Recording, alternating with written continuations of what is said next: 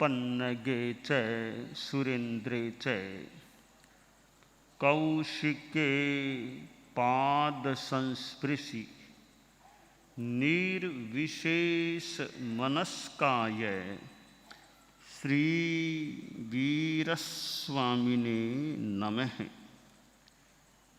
भगवती सूत्र में कहा गया है, पुरुषेणं भन्ते पुरुषं हणमाणे किं पुरुष वीरेणं पुट्ठे नो पुरुष वीरेणं पुट्ठे। गोयमा नियमं ताव पुरुष वीरेणं पुट्ठे अहवा पुरुष वीरेण य नो पुरुष वीरेण य पुट्ठे अहवा पुरुष वीरेण य नो पुरुष वीरे ही य पुट्ठे।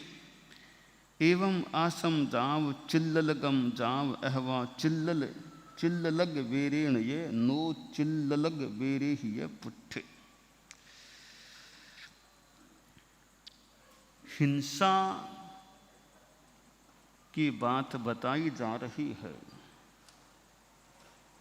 अहिंसा को समझने के लिए हिंसा को जानना भी कुछ अपेक्षित हो सकता है, क्योंकि अहिंसा यानी हिंसा का अभाव, हिंसा का अभाव जीवन में रखना है तो हिंसा होती क्या है इसका तो ज्ञान होना आवश्यक होता है।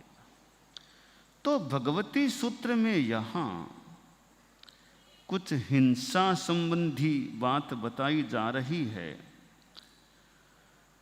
और एक प्रश्न किया गया कि एक आदमी किसी पुरुष का हनन कर रहा है, हत्या कर रहा है, वह पुरुष वैर से स्पृष्ट होता है अथवा होता है नो पुरुष वैर से स्पृष्ट होता है। उत्तर दिया गया कि गौतम, पुरुष का हनन हत्या कर रहा जो आदमी है वह नियमतः पुरुष वैर से स्पृष्ट होता है अथवा पुरुष वैर से और नो पुरुष वैर से स्पृष्ट होता है अथवा पुरुष वैर से और नो पुरुषों के वैर से स्पृष्ट होता है। इसी प्रकार अश्व आदि के संदर्भ में बात है। अब यह जो वैर से स्पृष्ट होने की बात है, इस संदर्भ में दो बातें हो सकती है कि वैर का मतलब क्या। ऐसे वध और वैर दोनों का संबंध है। कोई किसी को तकलीफ देता है, वध करता है, उसके साथ दुश्मनी का, उसी के साथ या उसके जुड़े हुए जो परिजन संबंधी मित्र लोग हैं उनके साथ भी एक दुश्मनी को मोल लेना भी हो सकता है। तो वध और वैर इन दोनों का संबंध है। वैर होने से वध होता है, वध से फिर वैर की बात हो सकती है। तो वध के इधर भी वैर और वध के उधर भी वैर हो सकता है। जो भी वध करने वाला वैर से स्पृष्ट होता है यह बताया गया है। अब वैर का मतलब क्या? सामान्य बात तो है वध करने वाला वैर से स्पृष्ट होता है।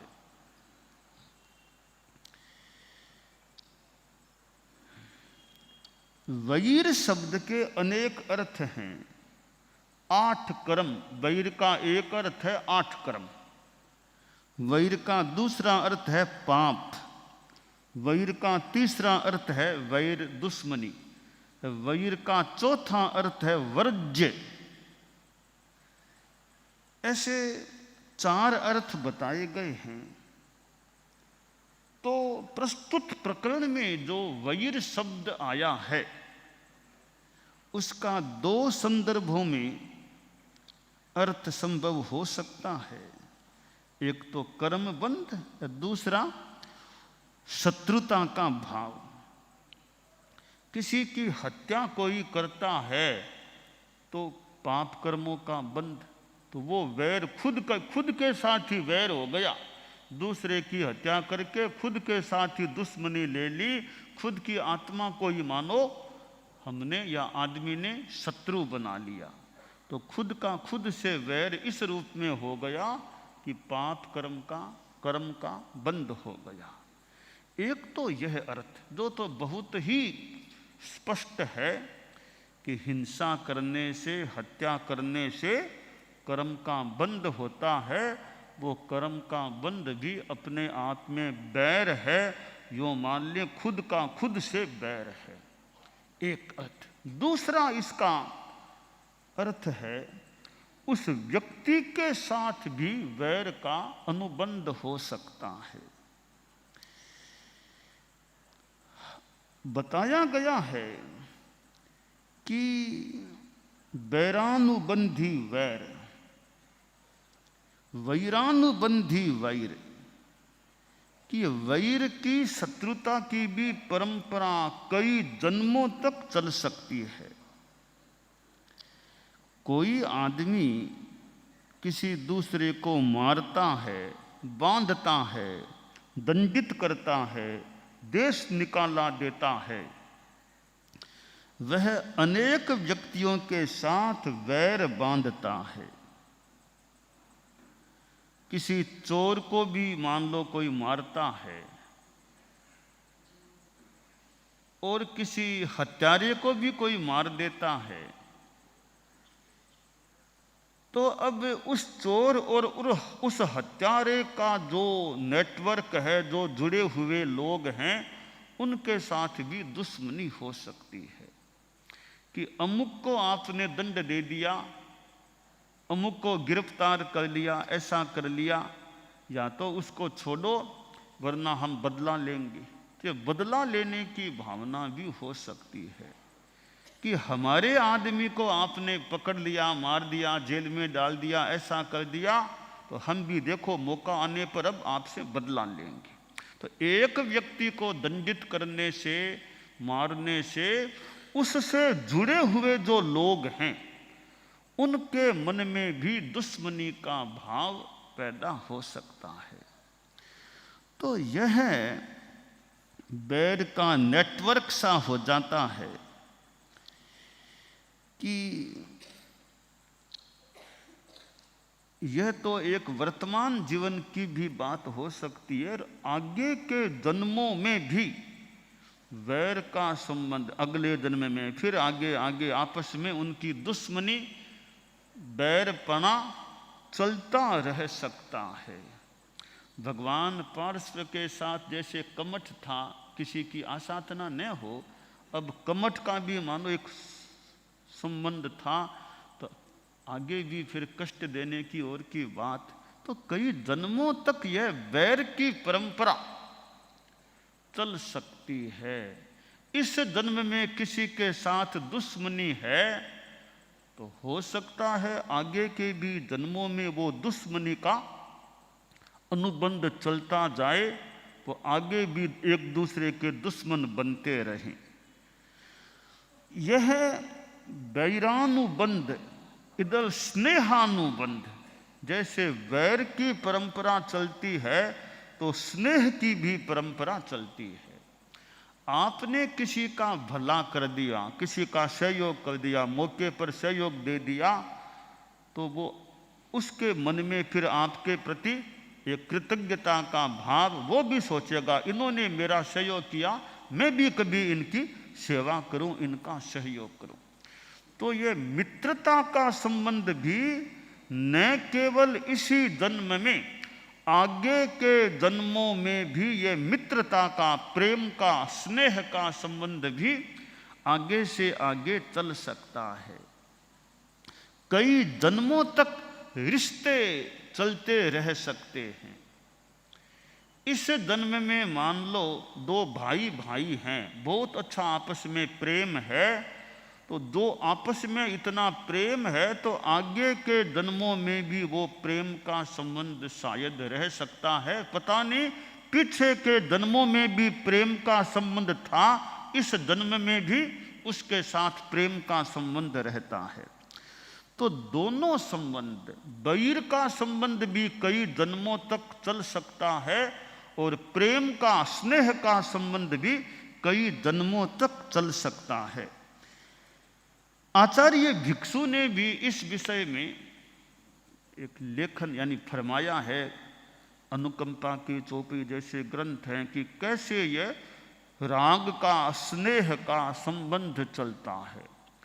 किसी जीव को किसी ने बचा लिया, सहयोग कर दिया, तो स्नेह का अनुबंध, स्नेह बंध चल सकता है।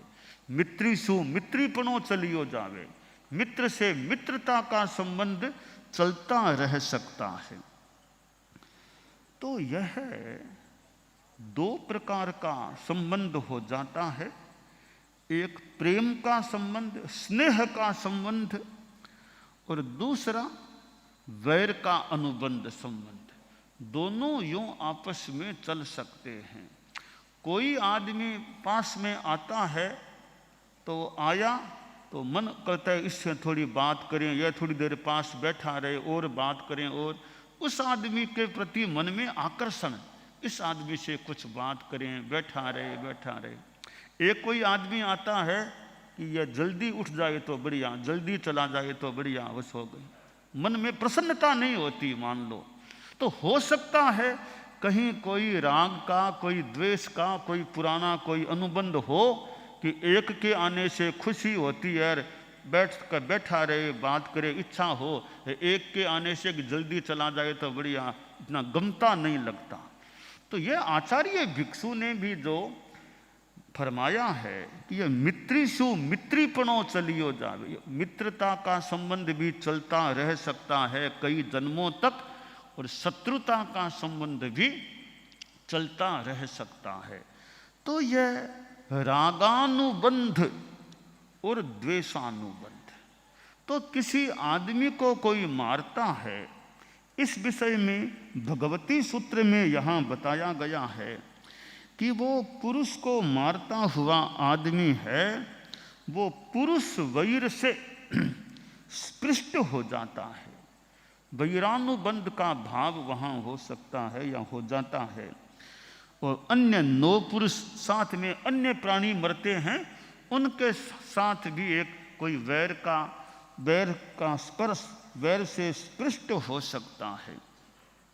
तो भगवती सूत्र में यह जो हिंसा और साथ में बैर, हिंसा और बैर का अनुबंध, यह जो बात बताई गई है, यह एक कर्मवाद के संदर्भ में और संबंधों के संदर्भ में बड़ी महत्वपूर्ण बात होती है कि किस प्रकार हमारे राग और द्वेष के अनुबंध, संबंध आगे से आगे चलते रह सकते हैं।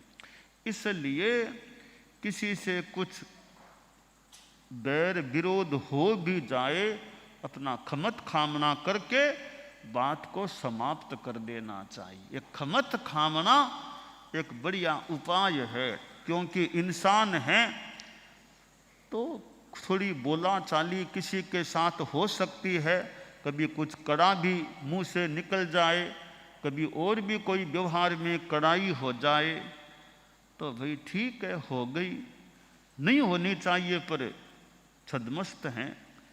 और छठे गुणस्थान तक के एक पहले गुणस्थान वाले एक ऐसे जो मनुष्य हैं, तो आपस में बैर विरोध हो जाए तो अपना खमत खामना कर लो, क्षमा, बस सारी पहले की बात समाप्त कर दो।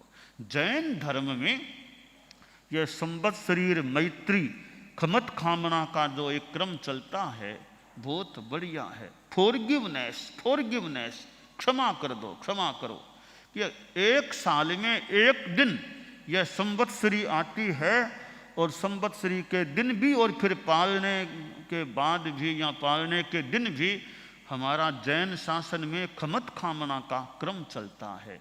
खमत खामना का प्रोग्राम भी होता है पब्लिक में, और पब्लिक में भी खमत खामना होता है, फिर व्यक्तिगत मिलके भी, व्यक्तिगत रूप में भी आपस में खमत खामना करने की परंपरा है।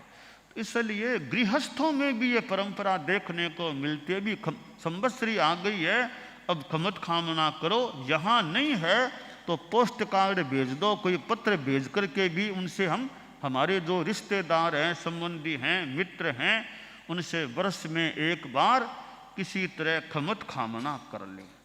और आजकल तो फोन जैसे इतने साधन हैं, भी दूर से अपना खमत खामना कर लो कि पिछली बात हमारी समाप्त हो जाए और मूल आत्मा चेतना हमारी हल्की हो जाए।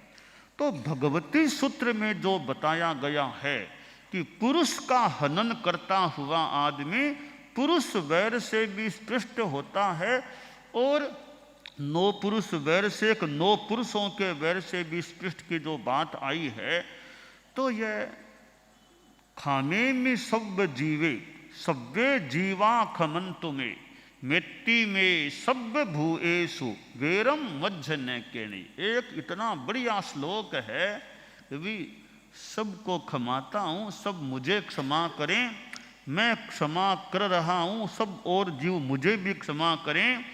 मिट्टी में सब भूवेसु, सब भूतों यानी प्राणियों के साथ मेरी मैत्री है। वेरम मध्य न केणई, किसी के भी साथ मेरा वैर नहीं है। तो यह खमत खामना कर लें अच्छी तरह, ताकि वो वैर का अनुबंध फिर आगे न चले। ऐसा प्रयास हम कर सकते हैं कि न यहाँ आगे वैर चले और न इस जन्म के बाद भी हमारा कोई वैर रहे। तो इसका एक बढ़िया उपाय वो खमत खामना है। क्षमा कर लो, क्षमा दो, क्षमा लो, बात को समाप्त कर दो, चैप्टर को क्लोज कर दो, अध्याय बंद हो जाए, हुआ सो हुआ, अब हमारा आपस में खमत खामना हो रहा है। तो परिवार में भी पिता पुत्र में कोई मान लो बात हो जाए, भाई भाई में हो जाए, और तो क्या ये राजनीतिक पार्टियां हैं उनमें भी आपस में बोला चाली, कई बार वो वैसा बोला वो वैसा बोला। चुनाव का समय होता है, राजनेताओं के भाषण होते हैं, वो उस पार्टी पर वो उस पार्टी पर आक्षेप प्रत्याक्षेप वो चलता रहता है, होता रहता है। जगह जगह जाते हैं, सभाएं होती हैं, वो पार्टी उस पार्टी पर, वो पार्टी उस पार्टी पर आपस में करते रहते हैं, होता रहता है ऐसा। मान लो हो गया, चुनाव पूरा हो जाए, अब सरकार जिनकी बनी बन गई, अब एक बार खमत खामना कर लो। अभी जो भी बोला चाली हुई हम खमत खामना कर लेते हैं। तो राजनीतिक जो लोग हैं, चुनाव पूरा हो जाए, रिजल्ट आ जाए, सरकार बन जाए, फिर तो पिछली बातों का एक बार दूर से या मन से किसी तरह अपना खमत खामना करके थोड़ा बहुत कुछ भी हुआ हो वो समाप्त हो जाए। बाकी तो ठीक है, राजनीति में एक दूसरे पर वो चलता है, थोड़ा आक्षेप करना, वोर करना, पर चुनाव का रिजल्ट आ जाने के बाद, सरकार बन जाने के बाद, फिर आपस में मौका देख के खमत खामना। लोकसभा में मिलते हैं, फिर तो एक बार मिले, पहली बार दूसरी बार मिले चुनावों के बाद, या विधानसभा में मिले या नगर पालिका आदि मिले भी, अब हमारा पिछला सारा खमत खामना है। अब सब अच्छा काम करें, धार्मिक पथ पर आगे बढ़े, पिछला खमत खामना हो जाए। तो यह खमत खामना, और गृहस्थों में ये कोर्ट में जाना, केस करना, कई तरह के चलते हैं, कोई हारार, कोई जीतार, कोई कुछ हुआ भी, बाद में भी एक बार खमत खामना कर लें तो पिछला द्वेष का हो तो एक बार समाप्त हो जाए। वरना हार जीत तो हो गई, कोर्ट में कोई हारार कोई जीता, अब वो दिमाग में वैर का और का वो भाव बना रहेगा मृत्यु तक। वो वैर का भाव आगे भी साथ में न जाए, बढ़िया रहे भी। हुआ जो करना पड़ा सो करना पड़ा, पुलिस गए, थाने में गए, कोर्ट में गए, जो निर्णय आना था वो आ गया। अब हम एक बार खमत खामना कर लें, ताकि जितना मन का भार हल्का हो सके वो तो हो जाए। तो भगवती सूत्र में जो ये वैर से स्पृष्ट होने की बात आई है, हम इस संदर्भ में इस खमत खामना की विधि का यथा औचित्य उपयोग करते रहें तो संभव है हमारा वैर भाव समाप्त हो जाए या हल्का पड़ जाए।